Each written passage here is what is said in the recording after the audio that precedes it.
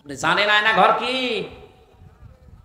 Barrister Azmi, barrister Arman, আমান আজমি, আপনি কি জবাব দেবেন তার মা বাবার কাছে, তার স্ত্রীর কাছে, তার ওই ছোট ছোট বাচ্চাদের কাছে কি জবাব দিবেন বলতে পারেন?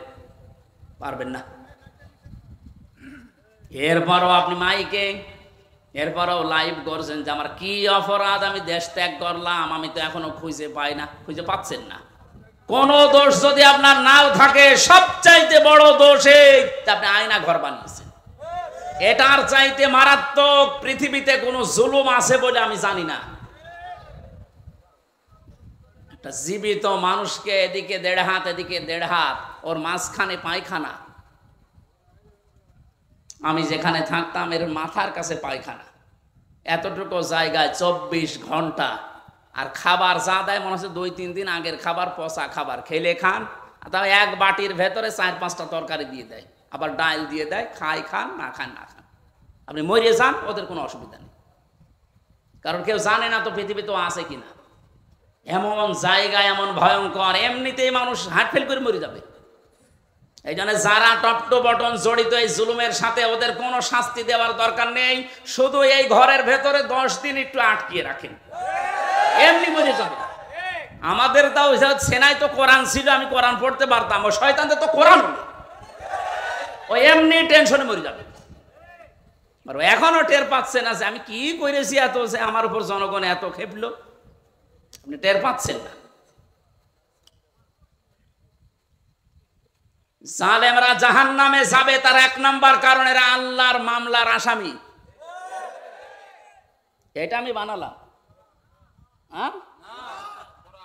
সূরা শুরার 42 নাম্বার আয়াতে আল্লাহ জানিয়ে দিয়েছেন, ইন্নামাস সাবিলু আলাল্লাযিনা ইয়াজলিমুনান নাস, অবশ্যই আমি আল্লাহ মামলা দেব তাদের বিরুদ্ধে যারা মানুষ হয়ে মানুষের উপরে জুলুম করছে। সুতরাং এই 15-17 বছর যারা জুলুম করেছেন, আপনি হামজার মামলার আসামি না হলেও আপনি আল্লাহর মামলার আসামি।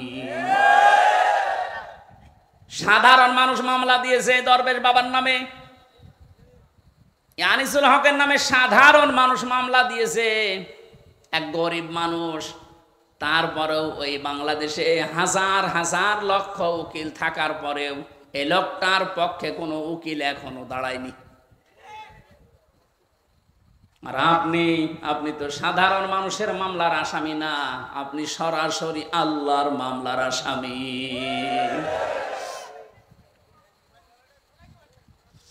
এজন্য আমাদের সাবধান হওয়া দরকার, এখান থেকে শিক্ষা নিতে হবে।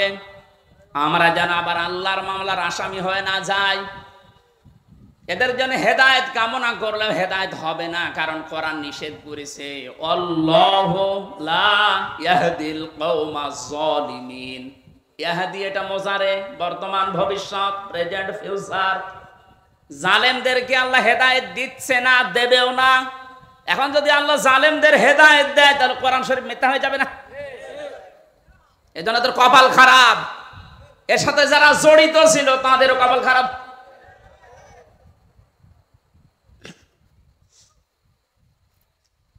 ফরিদপুরবাসী বড় ব্যথা নিয়ে কথা বলছি। এই জালেমদের জুলুমের কারণে আমার ছোট মেয়েটা আজ পর্যন্ত আমার চিনে না, আমার কাছেও আসতে চায় না, ভয় পায়। কি করেছিলাম? কোরআন হাদিসের কথাগুলো ওপেন ভাবে বলতাম, গোপন রাখতাম না, এইটাই আমার অপরাধ। এতটুকুর জন্য আপনি 3টা বছর আমার নষ্ট করবেন আর এত কষ্ট আমার দেবেন? এটা ধরে নিয়েছে, বসিয়ে এত ছেড়ে দিলেই হয়তো যে এইভাবে বলতে নেই, আমি তো সংশোধন হয়ে যেতাম। ওর 8 মাস 9 মাস বয়সে আমি রেখে এসেছিলাম, 3 বছর পরে এখন ওর বয়স 4 বছর, এখনো পর্যন্ত স্বাভাবিক না, আমার কাছে আসতে চায় না। কেন আপনি কাজ করলেন? কি জবাব দেবেন বলেন তো? এই জন্যই মাওলানা মামুনুল হক এই কথাটা বারবার আমাকে শোনাতেন, জালেমদের বেঈমানদের কোনো জানাজা নেই, জানাজা মানে তাকে সাক্ষী দিয়ে আল্লাহর কাছে পৌঁছিয়ে দে যে ভালো ছিল, এ কথা বলা যাবে? এই জন্য আমরা সাবধান হচ্ছি, আপনাদেরকেও সাবধান করছি। এখনো জুলুমের পক্ষে যদি আপনি স্ট্যাটাস দিয়ে যান, জুলুমের পক্ষে ছাপায় গান, আপনিও জালেম, আপনিও চিহ্নিত। আপনি মারা গেলে আপনার জানাজা পড়া, কবরে দেওয়া জায়েজ নেই, কারণ আপনি এমনিতেও জাহান্নামে যাবেন, অমনিও জাহান্নামে যাবেন। জালেমের জন্য জান্নাত হারাম। কথা বলছেন এখানে, জালেমের জন্য জান্নাত হারাম। মানো জালেম হচ্ছে আল্লাহর মামলার আসামি। এটা ছোটখাটো বিষয় না, অনেক ওজনওয়ালা কথা আল্লাহর।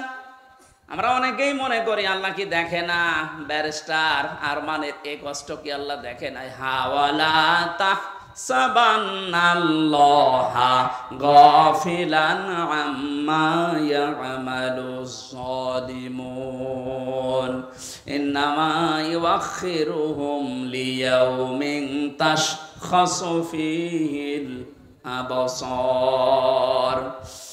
আল্লাহ পাক বলেন, হে নবী, আপনি কি মনে করেন যে জালেমদের সম্পর্কে আমি কোনো খোঁজ রাখি না? আমি সবচাইতে বেশি খবর রাখি জালেমদের ব্যাপারে। ওদেরকে আমি ছাড় দিয়েছি ওই দিন পর্যন্ত যেদিন চক্ষু উল্টিয়ে যাবে। আজ ঠিক তাই হচ্ছে।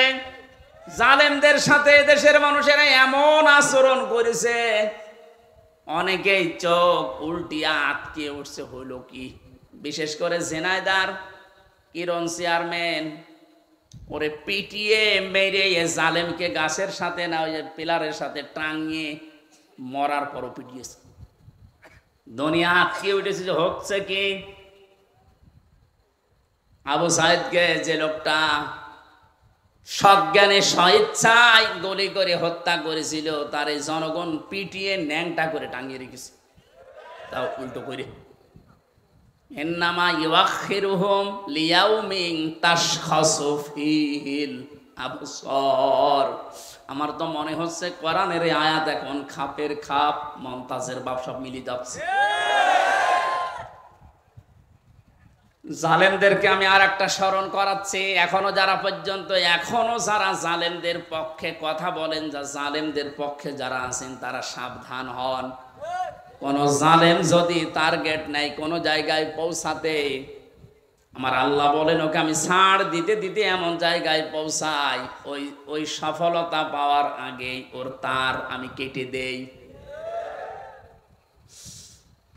এটা তাফসীরে তাবারীর ভেতরে আছে, যদিও দুর্বল, তার জন্য শিক্ষার জন্য আমি বলছি। হযরতে হুদ আলাইহিস সালাম দাওয়াতি কাজ করছিলেন, সবচেয়ে বেশি বাধা তাকে দিয়েছিল ওই জামানায় যে লোকটার নাম আমরা শুনি জান্নাত বানিয়েছিল, সাদ্দাদ। যখন হযরতে হুদ আলাইহিস সালাম দাওয়াত নিয়ে গেলেন, যে জান্নাতের কথা জাহান্নামের কথা তাকে শোনালেন, আল্লাহর নাফরমান বান্দা ডাক দিয়ে বলে, তুমি আল্লাহর নবী দাবি করো, তোমার আল্লাহর জান্নাত আমার লাগবে না, আমি নিজে জান্নাত বানাবো, তুমি শুধু জান্নাতের আইটেম গুলো বলো যে কি কি পাওয়া যাবে। হযরত হুদ নবীর কাছে সব শুনলেন যে স্বর্ণের ইট হবে, রূপার ইট হবে, বিশাল সাম্রাজ্যতান, যেখানে যত স্বর্ণ পাওয়া যায়, রূপা পাওয়া যায়, সবগুলো পেয়াদাদেরকে দিয়ে জোগাড় করেছে এক জায়গায়। 22,000 শ্রমিক কাজে লাগিয়েছে। 20 বছর ধরে ধরে জান্নাত মনের মতো করে বানাচ্ছে।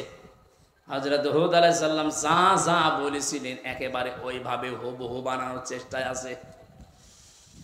স্বর্ণের ইট তৈরি করার জন্য তো সোনা লাগবে, যেখানে যা পাওয়া যায় সব নিয়েছে। মুফাসসির লিখেছেন, আল্লাহর এক বান্দি বিধবা, বিয়ে হওয়ার পরে স্বামী মারা গেছে, মা বাবা নেই, এতিম। এই মেয়েটার স্বর্ণ ধরে যখন টান দিয়েছে, মেয়েটা তখন মাটিতে গড়াগড়ি দিয়ে কান্নাকাটি করেছিল, যে আল্লাহ আমি একেবারে নিঃস্ব মানুষ, আমার স্বামী নেই, মা বাবা নেই, আমার শেষ সম্বলটুকু কেড়ে নিয়ে যে জালেম তার স্বপ্ন পূরণ করার জন্য ইচ্ছা পোষণ করেছে, তার এই স্বপ্নের জান্নাতে তুমি তাকে পৌঁছাতে দিও না। এ দোয়াটা করেছিল ওই বিধবা, ওই মজলুম মহিলা। আল্লাহ রাব্বুল আলামিন বলেন, পৃথিবীতে 3 জনের দোয়া সঙ্গে সঙ্গে কবুল হয়ে যায়, কোনো পর্দা থাকে না, তার ভেতরে একজন মাজলুম। এ যদি সত্যিই মন থেকে কিছু বলে, আল্লাহ পাক ওটার সঙ্গে সঙ্গে আরো সে তুলে নেয়। এটার প্রমাণ এ হারুন। আমি রিমান্ডে থাকাকালীন জেলখানায় ছিলাম প্রথম 2 মাস ওই ছোট হুজুরের সাথে, যে রফিকুল ইসলাম মাদানি। আমার রাতের বেলা কেঁদে কেঁদে বলতো, রিমান্ডে নিয়ে আমার ওই যে কি ঢাকার হাতির ঝিল, রাত 12:30 1টার দিকে ওখানে নিয়ে গিয়ে সম্পূর্ণ উলঙ্গ করে আমার ছবি তুলে হাতের ভেতরে সিগারেট লাগিয়ে বলতো, খান আমরা ছবি তুলবো, এইটা ছেড়ে দিয়ে জনগণকে জানাবো যে হুজুর এরকম 2 নাম্বার। আজকে দেখলাম বলছিল যে আমি ওই দিনই আল্লাহর কাছে ওই মাজলুম অবস্থায় আকাশের দিকে তাকিয়ে দোয়া করেছিলাম, মাবুদ জীবনে যদি কিছুই তোমার দরবারে ভালো না লাগে, কবুল না হয়, আজকের যে দৃশ্য আমার শরীরে এক টুকরা পোশাকও নেই, তুমি দেখতে পাচ্ছ। আমি একটা যুবক মানুষ, আমার অনেকে মনে করি ছোট মানুষ, পিসকি মানুষ না, ওর বয়স এখন 27-30 বছর, কারণ ওই সময় ছিল 27, জেলখানায় 3 বছর, 30 বছর বয়স। 30 বছর বয়সের মানুষ কি ছোট? কথা বলেন। দোয়া করেছিল, মাবুদ তুমি আমার এই দোয়াটা কবুল করো, মাজলুম অবস্থায় তুমি তো মোনাজাত ফেরত দাও না। এই হারুন, এই টিভি হারুনের কারণে আজ আমার এই অবস্থা। ও নাকি অর্ডার দিয়ে দিয়ে আমার এটা করাচ্ছে। জিজ্ঞাসা করেছে যে অফিসার করেছিল, এসআই স্যার আপনি সত্যি করে বলেন তো, আমার যে হাল করলেন এ না যে হাল অবস্থা, হারুন স্যার কি জানে? ওরা হাসি দিয়ে বলেছে, হারুন স্যার জানে মানে ওই করাচ্ছে। সঙ্গে সঙ্গে ওই সময় দোয়া করেছিলাম, মাবুদ তুমি ওকেও আমার মতো এরকম কিছু দেখায়ও। দেখিয়েছেন আল্লাহ জনগণের সামনে, আমার আল্লাহ এই পৃথিবীতেই দেখিয়ে দিয়েছে কিভাবে লজ্জা স্থান মানুষকে দেখাচ্ছে এই শয়তান। আমার একজন দেখিয়ে বলছে, হুজুর এই দেখেন কারবার। আমি নাউজুবিল্লাহ আস্তাগফিরুল্লাহ, কি ও কয়েকদিন পরে স্ট্যাটাস দিয়েছিল আমি বাইরে যেতে পারি না, বাইরে গেলেই মানুষ বলে 3 ইঞ্চি। কি একটা অপমান! মাত্র কয়েক সেকেন্ডের ভিডিও ফাঁস হয়ে ও সব হারিয়েছে। ওর কয়েক সেকেন্ড না, সারা জীবন যেদিন আল্লাহ ফাঁস করবে, এ জালেমের সেদিন কোনো উপায় থাকবে? টাকলা মোরাদের মাত্র 6 মিনিট 8 সেকেন্ড। কি ওর নাম? মাহিনা কি নাম? এই মহিলার সাথে একটা অডিও রেকর্ড ফাঁস হয়েছিল মাত্র 6 মিনিট 8 সেকেন্ডের। ও সব গেছে। আমার তো মনে হয় এই জালেমদের দরে যারা ছিল এই দেশে, ওদের সহযোগী যারা, এদের হাজার হাজার ভিডিও অডিও রেকর্ড জমা হয়ে আছে। সাংবাদিক ইলিয়াস এখন মাঝে মাঝে ছাড়তেছে। আল্লাহ তার ফেরেশতাদের দিয়ে যেটা রেকর্ড করে রেখেছে অডিও ভিডিও, কিয়ামতের ময়দানে কোটি কোটি মানুষের সামনে ওগুলো আল্লাহ ছাড়বে। 30 সেকেন্ডের ভিডিও যদি 3 ইঞ্চি নাম শোনো, এই 50 বছরের ভিডিও আল্লাহ যেদিন ছেড়ে দেবে পুরাটা, মুখ দেখাতে পারবে না। শেষ পর্যন্ত এই মহিলার দোয়া আল্লাহ এমন ভাবে কবুল করেছিলেন, জান্নাত বানানো কমপ্লিট। শেষ করার পরে ডাক দিয়েছে, এত সিকিউরিটি দিয়ে সাজিয়েছে, একটা পিপিলিকা পর্যন্ত প্রবেশ করার কোনো কায়দা নেই। জান্নাতের গেটে যাবার পরে দেখে একজন ফকির বসে আছে। ফকির ডাক দিয়ে বলে, বাদশাহ আমার সাথে কিছু কথা বলা লাগবে আপনার। রেগে বলছে, তুমি কে? এখানে আসলে কি করে? এখানে তো কোনো মানুষ আসার অনুমতি নেই। কথা যদি বলাই লাগে পরে বলবা, আমি আগে জান্নাত দেখে আসি। ফকির ডাক দিয়ে কানের কাছে মুখ নিয়ে বলছে, বাদশাহ আমি কিন্তু দুনিয়ার সাধারণ ফকির না, আমি আজরাইল। মাথাটা একটু কাত করো ঘোড়া থেকে, আমি কথাটা বলে চলে যাব। কানের কাছে মুখ নিয়ে বলছে, আমি এসেছি তোমার জান কবজ করার জন্য, রেডি হও। ওই সময় বলেছিল, ফেরেশতা একটু সময় দাও, আমি শুধু জান্নাতটা ঘুরে এখানে আসার পরে আমার জানটা নিয়ে নিও। ফেরেশতা ওই সময় বলেছে, কখনোই না। ইযা জাআ আজালুহুম লা ইস্তাখিরুনা সাআতান ওয়া লা ইস্তাকদিমুন। আল্লাহ পাক বলেন, এই পৃথিবীতে যখন যার সময় এসে যাবে, 1 সেকেন্ড আগেও তার মরণ হবে না, 1 সেকেন্ড পরেও মরণ হবে না। নির্ধারিত সময় লোকটাকে আল্লাহ বিদায় দিয়ে দেবে। এরপরেও ঘোড়ার পা থেকে জান্নাত পর্যন্ত পৌঁছাতে ও সর্বাত্মক চেষ্টা চালিয়েছিল। আল্লাহর ফেরেশতা ঘোড়া থেকে পা জান্নাতের যে বানানো জান্নাত ওর চৌকাঠ পর্যন্ত স্পর্শ করার আগেই জান কবজ করে ফেলেছে। মুফাসসিরে আয়াতে আর তাফসীর করতে গিয়ে তিনি কয়েকটা কারণ দিয়েছেন কেন জান্নাতে প্রবেশ করতে পারলো না ওর বানানো। এক নম্বরে আমি প্রায় এখানে 26টা কারণ পড়েছিলাম, সবগুলো আমার মনেও নেই, কয়েকটা বলছি। প্রথম নাম্বারে কারণ হচ্ছে ওই যে মজলুম মহিলা যার শেষ সম্বলটুকু কেড়ে জালেম তার স্বপ্ন পূরণ করার জন্য চেষ্টা করেছিল, ওই মহিলার দোয়া আল্লাহ কবুল করে নিয়েছিলেন। রব্বুল আলামিন আমার শেষ সম্বলটুকু যে কেড়ে নিল, ওই জালেম যেন তার বানানো স্বপ্নে প্রবেশ করতে না পারে। আজও হাজার হাজার আবু সাইদ মুগ্ধ, আবু রায়হান সহ কত মানুষের মার বাবা রাতের বেলা চোখের পানি ছেড়ে দিয়ে দোয়া করেছে, আল্লাহ আমার বুকটা যে খালি করে দিল তাকে তুমি জমিনে জায়গা দিও না। নবীজির কথা 100 ভাগ সত্য কিনা বলেন তো? উনি যে বলেছিলেন মজলুমের দোয়া আল্লাহ ফেরত দেয় না, আবু সাইদের মায়ের দোয়া আল্লাহ ফেরত দিয়েছে। বাংলার জমিনে আল্লাহ জায়গা দেয়নি, 1 ইঞ্চি জায়গা তার জন্য এখন আর বৈধ না। যত মামলা এখন শুরু হয়েছে, এভাবে যদি চলতে থাকে 8-10 দিন, আশ্রয় যেখানে নিয়েছে যারা সুশীল সমাজ আছে দাবি করছে, ওরা বলছে ওই দেশেও তারে আর জায়গা দেবে না, ওখান থেকেও বিদায় দিতে বাধ্য হবে।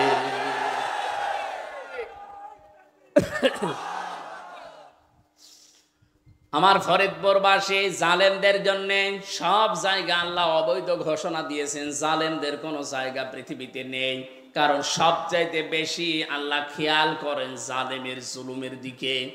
আল্লাহ এত বেশি রাগান্বিত হয়ে যায় জালেমের উপরে, না জানি ওকে 7 তবক আসমানের উপর থেকে ফেলে দিতে পারলে আল্লাহর ভালো লাগে।